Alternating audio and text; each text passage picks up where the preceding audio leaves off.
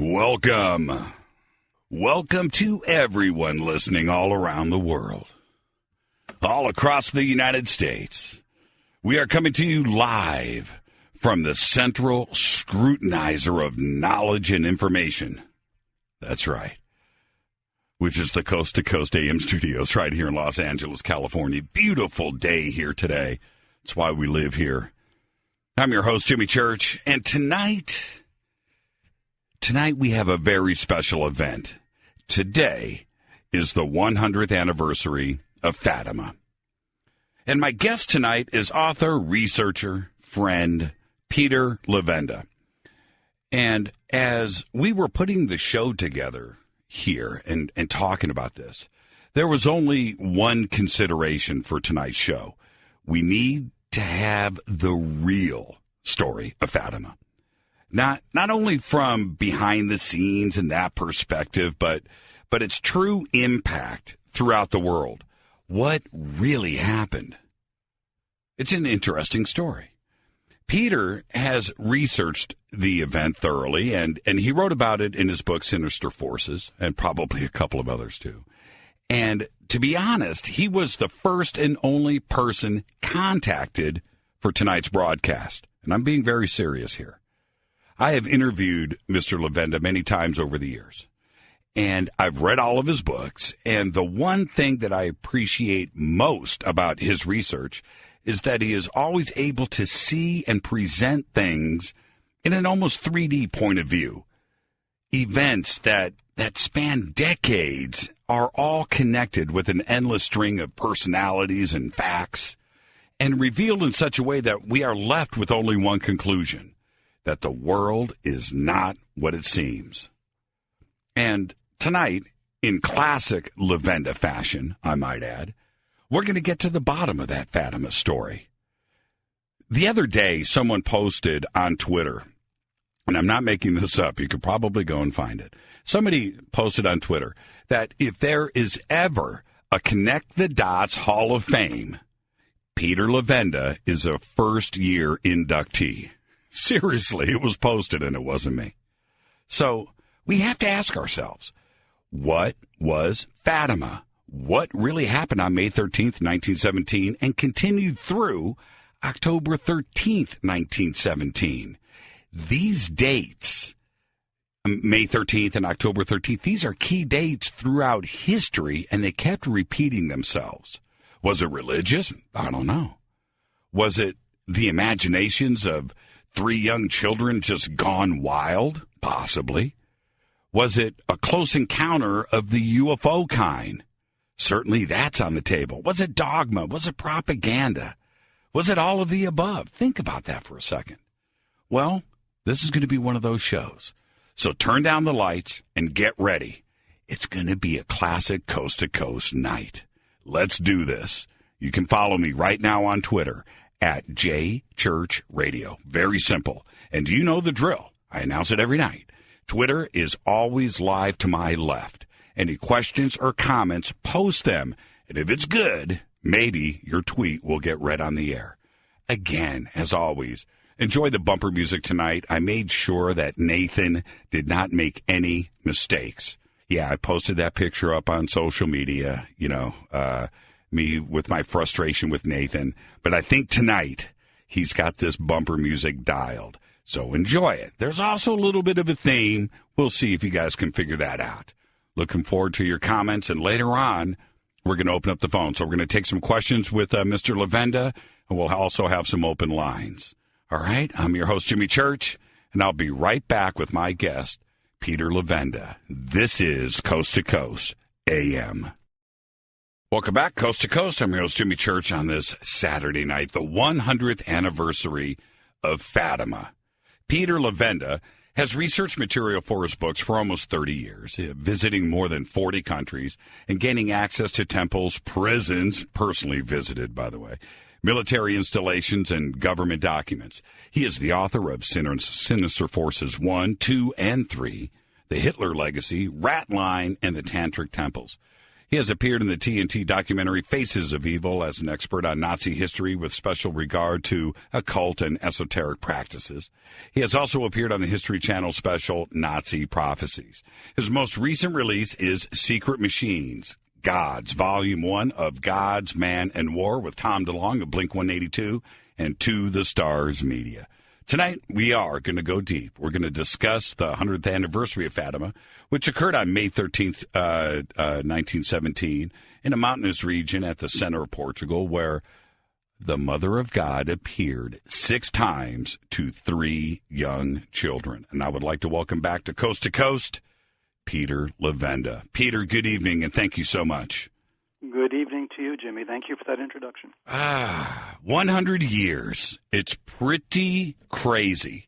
And as we unfold this tonight, do we have any Fatima updates? Anything crazy happened in Portugal in the last day or so? Well, I've been following it pretty closely. There's been a lot of streaming video out of Fatima. Of course, Pope Francis was there today. He flew into Lisbon and then over to Fatima specifically to begin the services and to officially canonize the 2 younger children of the 3 who witnessed these apparitions. The younger children died in a influenza epidemic, I believe, around 1920, so they were still quite young when they died. And he canonized them officially today before a crowd of estimated to be 500,000 people. Yeah, I had read some different numbers about that the capacity was 600,000, and they said that it could actually push up to 1 million, and some of the shots were pretty incredible. But they were astonishing. Yeah, they didn't actually do a head count, though, right? No. They actually estimated the crowd size for the square there in Fatima. That's where these estimates have come from, but it was definitely a pretty massive pilgrimage into Fatima. Sure.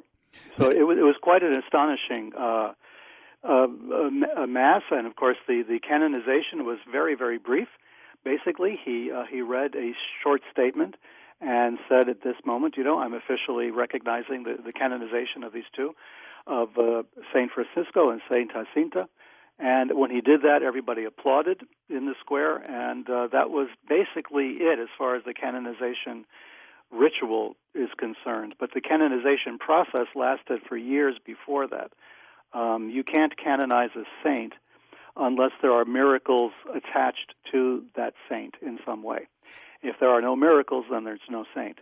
And one of the cases that was presented, it was that of a young boy who had fallen out of a window in an apartment building and should have had severe brain damage after he hit the pavement, and it turned out he had absolutely no issues at all medically.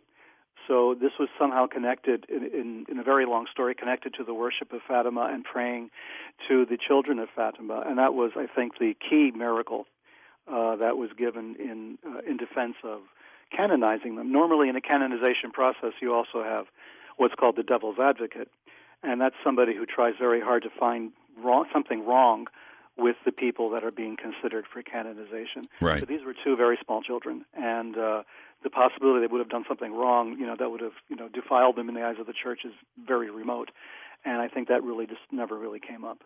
Now, I want to start with today, and then we'll go back 100 years.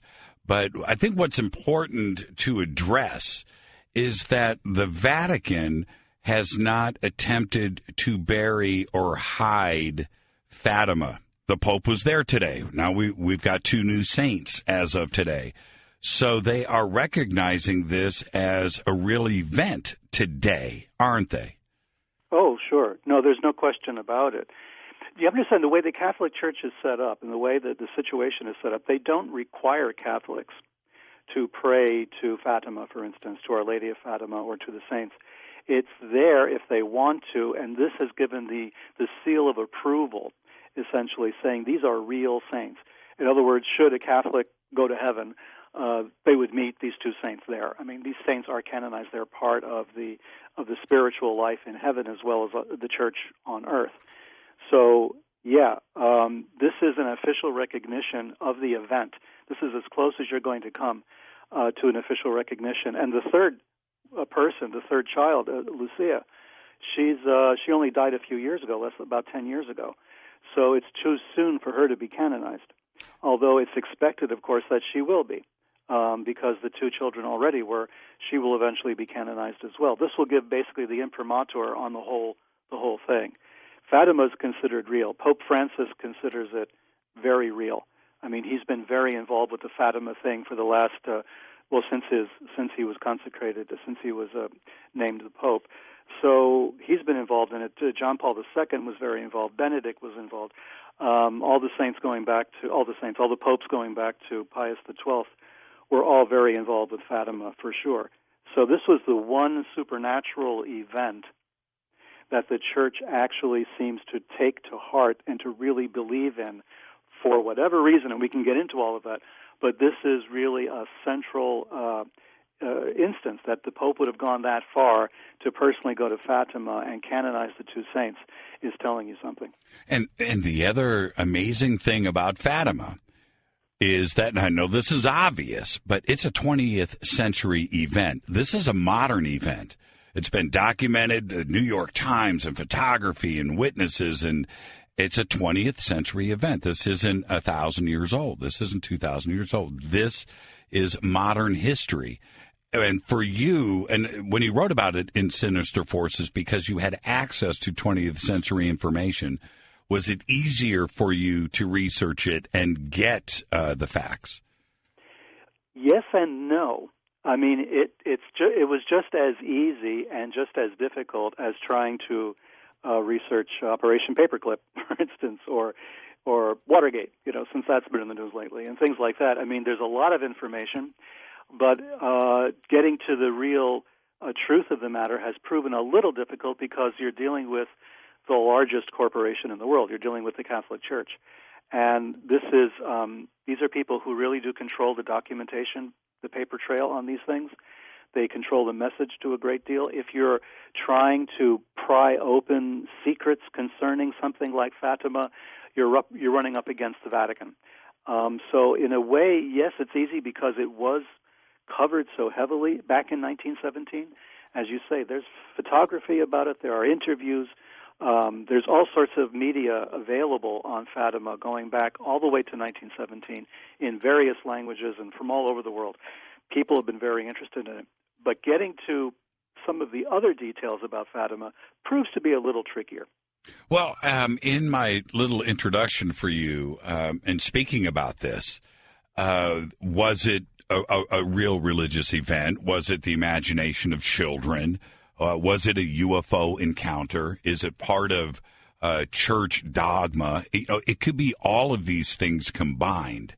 And that's what's really interesting here, because when I had first read about Fatima as a young person, I remember the comments about it being a possible UFO sighting. And this is going back 30, 40 years ago when I had first read it.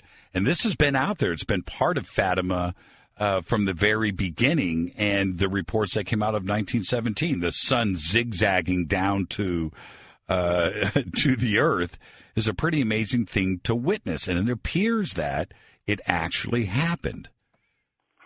Yeah, I mean, the UFO interpretation of it has certainly been around for that long at least.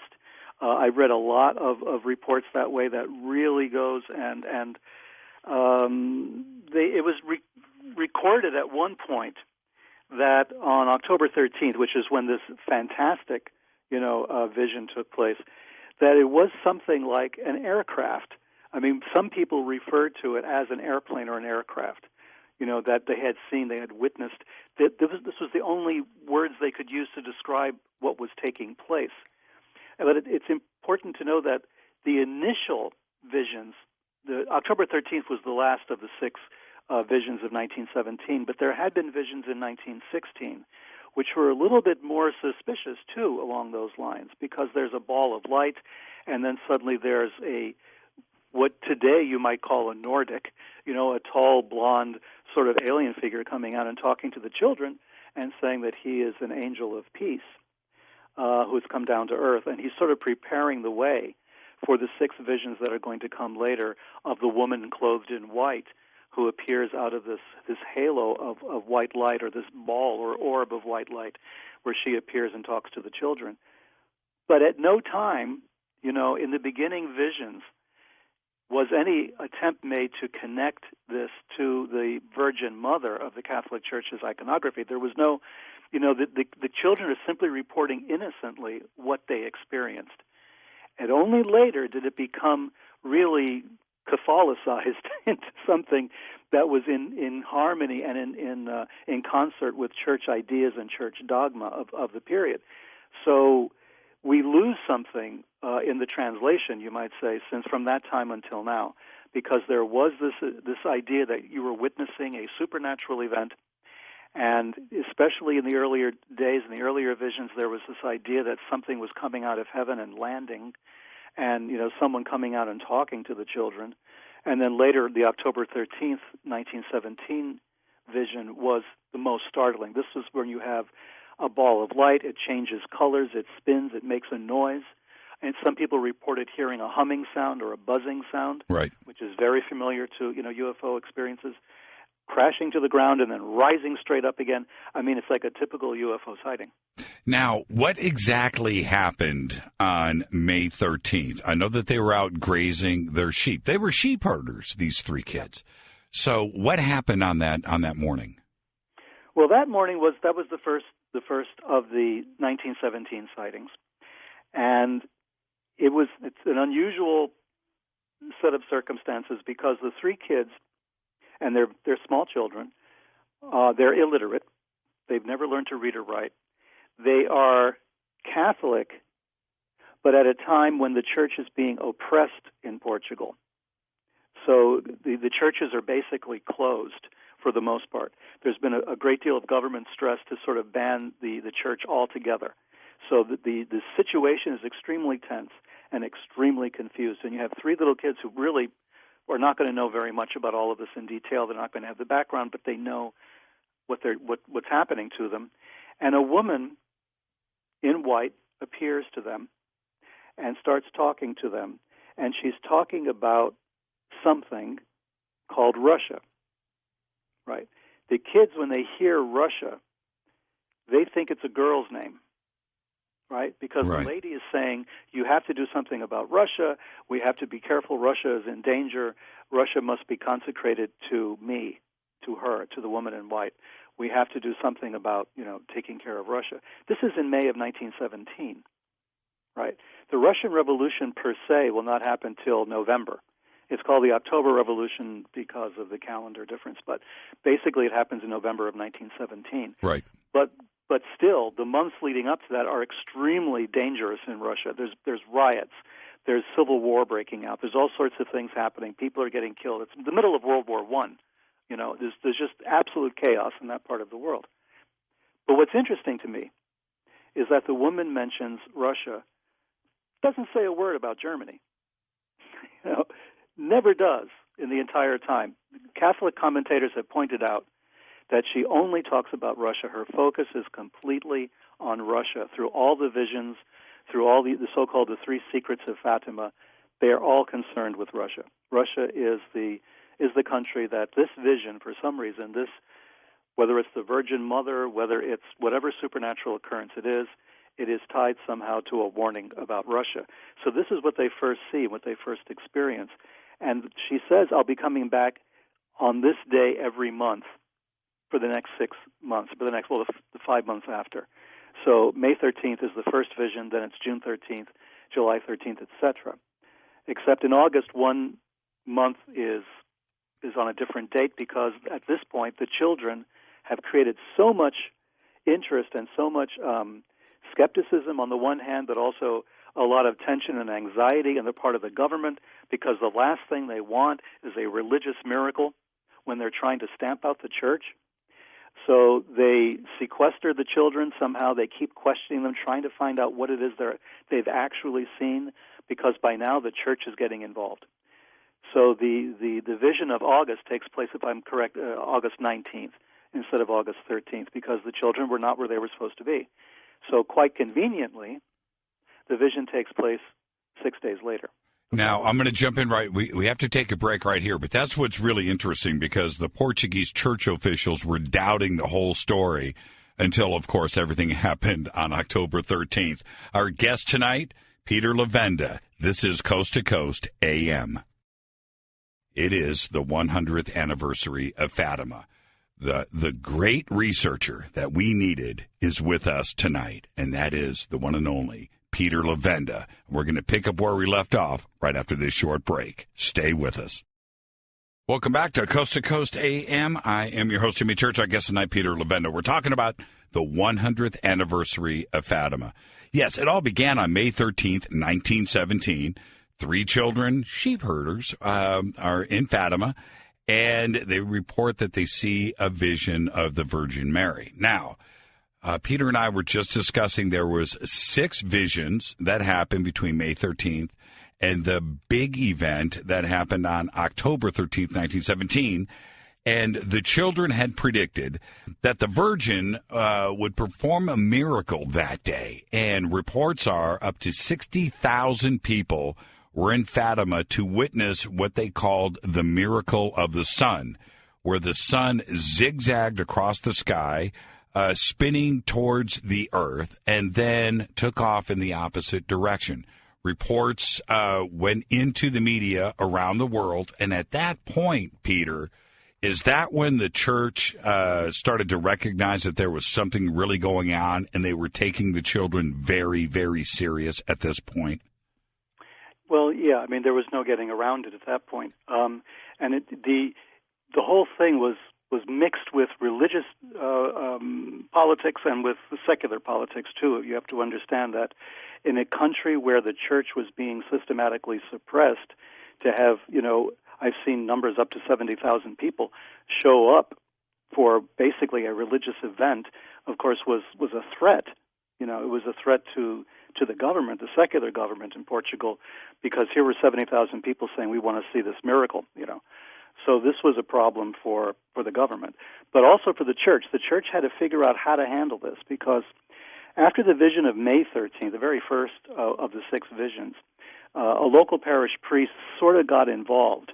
They were not supposed to talk about seeing the angel. They called her an angel, or the woman clothed in white on May 13th.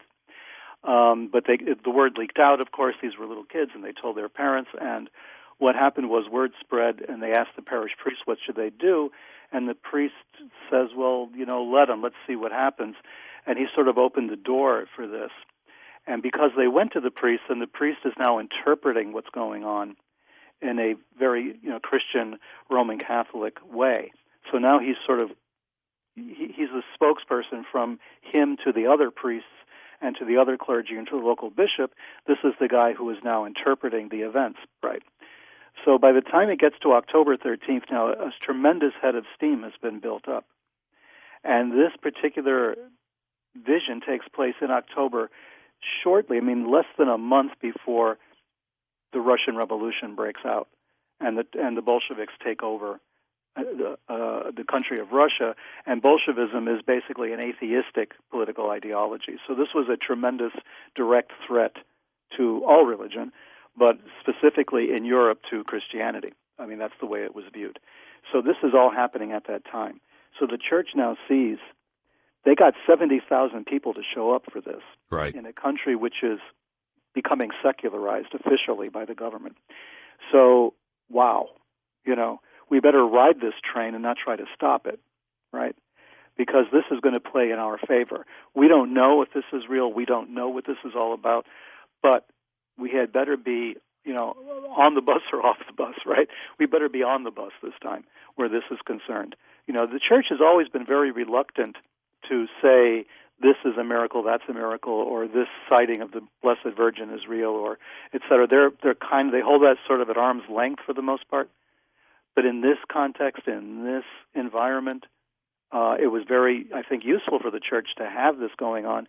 And who could accuse 3 innocent young children, of being, cynical manipulators of political propaganda, right, or anything like that. These are three innocent, illiterate children. And the interesting saying they had these visions. What can you do? You can't say no. Right. And the interesting thing here with these three illiterate children is the date of October 13th. How could they have known the significance of that date? Well, obviously they didn't. But what was October 13th? My birthday, of course. How could they have known? Yeah, how could they have known that? But, No. October 13th, of course, is the famous date of the suppression of the Knights Templar. Right. By the Catholic Church, specifically, right? That was October 13th. That's where we get our Friday the 13th superstition from, most likely, because it happened on a Friday. So Friday, October 13th is a Catholic date of tremendous importance, but it's the date when the Church suppressed the Knights Templar. And the Knights Templar were, very faithful defenders of the faith. The only reason they were suppressed was because there was some political and economic stuff going on with the King of France and so on and so forth, and the Knights were becoming way too powerful and way too wealthy. So to get their hands on the gold, the Church then suppressed the Knights Templar. So this could be a message, right? This could be a kind of a symbolic statement that this miracle happens on that specific day. Remember, this was decided in advance. On May 13th, the vision told the kids 6 more visions, ending on October 13th, right? I mean, this was planned from the beginning. And the Church... They were going to finish it on October 13th. What is the message being sent? That we need the Templars back, that we need, the Crusaders now to come and defend the faith against the infidels. I mean, they're really infidels if they're atheists, right? They have no fides, they have no faith, so they are totally infidel. So you could see that this could be something the Church could work with.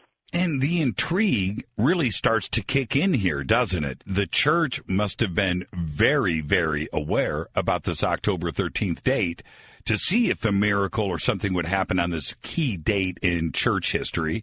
And, of course, it does. Yeah, big time. The reactions that went down and the aftermath of that, what happened to the children?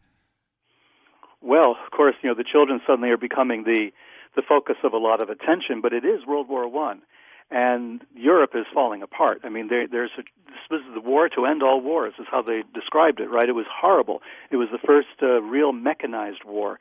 You had the first tanks, and you had the first airplanes, and you had trench fighting, and it went on and on and on. It never seemed to end. So this was a terrible, terrible time for the continent of Europe. They were awash in blood because of this conflict. But there is more to it as well. The children themselves, of course, the older child, Lucia, went into a convent eventually, and she was the one who was really the one reporting the visions in some detail. The other two were not quite as eloquent or loquacious about what they had experienced. They were a bit more fearful about it, and they died very early on. In fact, one of the visions that they had received early on in those 6 visions was a prophecy that the 2 children would not live very long, that they were going to heaven very shortly. Only Lucia would be left. This was one of the prophecies that was made. And, of course, they did die. By 1920, the 2 children were both dead, and only Lucia survived, and she survived into the 21st century. So they're gone. And in a sense, having only Lucia, who knew the message, to be cynical about this, it actually worked in the Church's favor. If they had had all 3 kids and they started telling different stories, that would have been a little tricky, right? Yes. And the kids were sort of telling different stories because their experiences were a little different one to the other. They were not all on the same page as to what exactly happened and what exactly was said. So I'm not saying that the children were dispatched, by the Church. All I'm saying is that, again, this kind of worked out in the Church's favor. Had all 3 survived and they started claiming the other ones were not saying the right thing, Fatima would have fallen apart. Well, and one thing that can't be denied here, Peter, all 3 were silenced. And that is very interesting. And I don't know if we're going to go into coincidences here or speak about being beyond coincidence, but for Francisco and Jacinta at a very, very young age, a year and a half after the events, they're dead. And Lucia, she's silenced because she's sent away to a convent and is become a nun, and she can't speak at all. Very convenient. Yeah, absolutely. Because this event was tailor-made for the Catholic Church, and it would prove to be something that they would be using again and again and again throughout the 20th century. This became a very useful device for them, considering all the things that were going on in 1917. You also had, besides the Russian Revolution, this was the very beginning of the idea, if I may be so bold to bring this up, of global jihad. I mean, World War I was the time when Max von Oppenheim, he was an archaeologist, a German archaeologist, convinced the Kaiser to go to the Sultan of Turkey and tell that Sultan, which was, this was the Ottoman Empire, this was basically the first among equals among Muslims in that part of the world, to call for a global uprising of all Muslims against all of the foreigners, all of the non-Muslims, in a jihad, the first ever. Jihad normally doesn't work like that, but in this case, suddenly there was a global jihad. We're going to fight, the colonizers, the colonials, wherever we find them. Germany convinced Turkey to call for that jihad, and that was the beginning. That would turn into what happened with the Nazis during World War II and the Grand Mufti of Jerusalem, and it would go on and on with the CIA and Afghanistan and everything else. All of these ideas all started in that war at that time. So the idea of weaponizing religion was really there in 1917 already. The idea that you can use religion as a kind of weapon against your enemies. This idea was percolating now. And Fatima kind of represents, that kind of mentality, that kind of thinking. Now, we have the three secrets, secret 1, 2, and 3. Francisco and they're not in the picture, so there's no third or second or third interpretation of what these three secrets are. Right? It's just Lucia, and we start to move forward with this. What went public when, and who knew about the secrets besides Lucia at this point? Well, the church fathers, the hierarchy, knew what the secrets were. The people that put her in the convent already knew what these secrets were. She had already discussed it with them, and they all. Like I say, they all somehow involved Russia to one extent or another. And the idea that you have to consecrate Russia, you have to pray for Russia, you have to reconvert Russia. This was a primary a motif in all of the secrets, right? The visions that she had from the Virgin Mother, as later she was called the Virgin Mother, all were talking about political events. I mean, everything seemed to be political with this particular set of visions. And the third secret, of course, is the one that was not supposed to be revealed either until 1960 or no later than 1960, according to Lucia.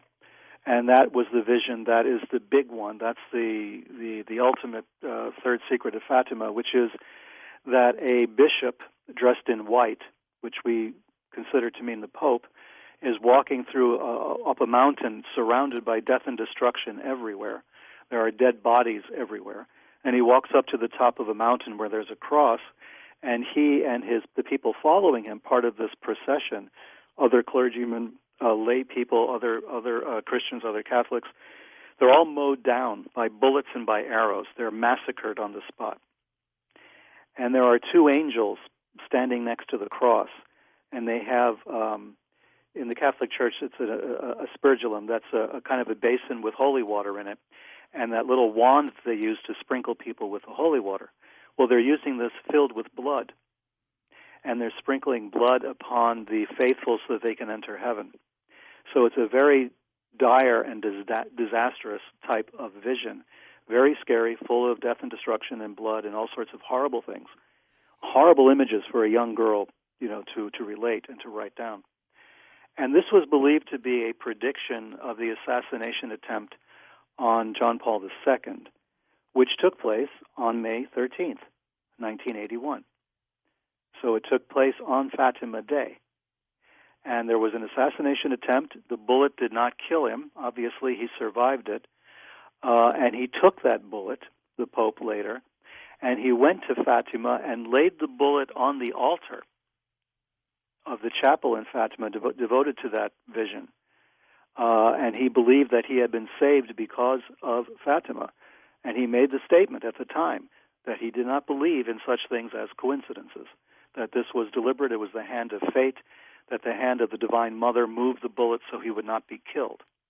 You know what's interesting here, because he gave credit to his survival to Our Lady of Fatima and did return that bullet. But there are some other interpretations for secret number 3 that I've researched over the years, and one of them is a watered down, simplified version of the secret. But to me, and I think to most, had nothing to do with the Pope at all, which was it was a vision of conflict between clergy and the Vatican and soldiers, which goes back to that point that you made, right? They were mowed down, next to these 2 crosses. So I'm not so sure that the Church and the Vatican has been straight with us over the years what that third secret actually is. How confident are you that we know the truth? Well, we have, a copy of the secret in writing that's been published. Whether that's the entire secret or not, all we can do is go by what Lucia said. And Lucia said, yeah, that's the whole thing. Don't worry about it. But my problem with this is Lucia was, since 1917 until she died, and I think it was 2005, for all that entire time, she's deep within the bosom of the Church. Right. She is, I don't call her a prisoner or a hostage, but in a sense, that's kind of what it's like. They were not going to let this woman leave the Church. They were not going to let her leave the convent. They weren't going to let her wander around and say, I don't want to be a nun anymore. None of that's going to happen, right? So her freedom basically is curtailed. And they don't want her saying things to the public that haven't been vetted first by them. Anything that she's communicating has to go through channels. So do we take at face value what Lucia said about the secrets? Or have they convinced her at some point?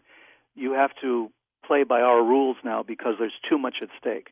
We've got Russia, it's the Soviet Union. We've got all these other things that are happening. My goodness, they tried to kill the Pope, right? All this stuff is going on. You can't go out there and start talking about this and just create more furor, more excitement, and more panic. Right. Let's just say this is it. That's the secret. Let's leave it at that and move on. And I think that's... Yeah, and what's interesting here, Peter, that her being silent or, put away so she had no access to the media or to the public, probably not because she would contradict what was released, but maybe that she would reveal the actual truth about the secret itself. Do you think that that's probably what was concerning the Church? Well, yeah. I mean, in a sense, she's a loose cannon, right? Right. She actually is the one who had the visions. She's the one who saw what was going on. She's the one who talked to the Virgin Mother. She's the one who saw that angel of peace back in 1916 coming out of the whatever vehicle he was in. She saw all of that. People are going to believe her before they believe the Pope. I'm going to jump in right here. We're going to take a quick break. Our guest tonight, Peter Levenda. It is the 100th anniversary of Fatima, and this is Coast to Coast AM.